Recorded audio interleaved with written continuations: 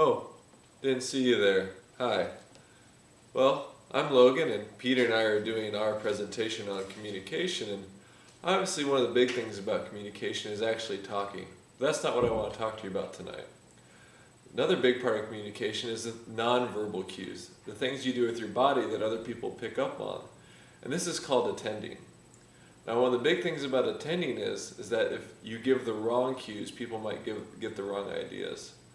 And some of these nonverbal cues include raising your eyebrows, hand motions, nodding to let people know that you're into what they're saying, and even shaking your head. Those type of things can let people know whether or not you're into their conversation.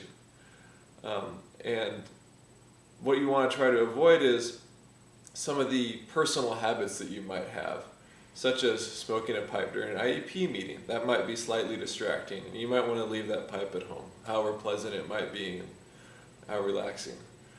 Some of the other things is twirling your hair, which is not really a problem for me, but it might be for some of you.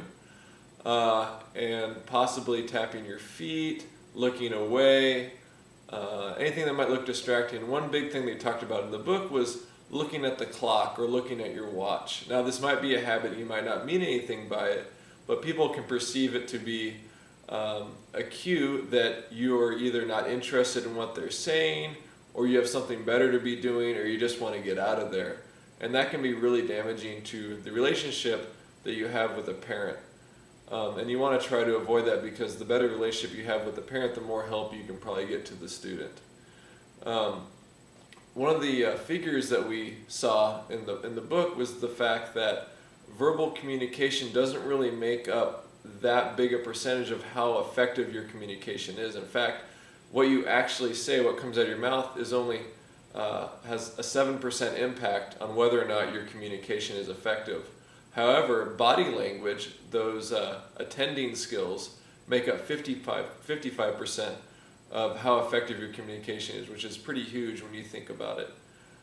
So what we want to do is we want to try to make that 55% of what we do actually, excuse me, I have a call. There's another tip. Make sure you turn your cell phone off during IEP meetings so you don't get calls from telemarketers. Yes, we'll go ahead and put that down.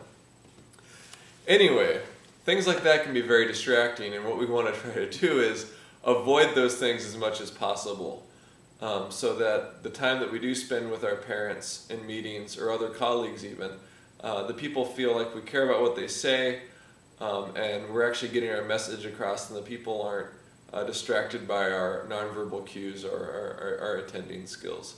So hopefully some of this information was helpful, and remember, leave your pipes at home. They're not appropriate for the workplace.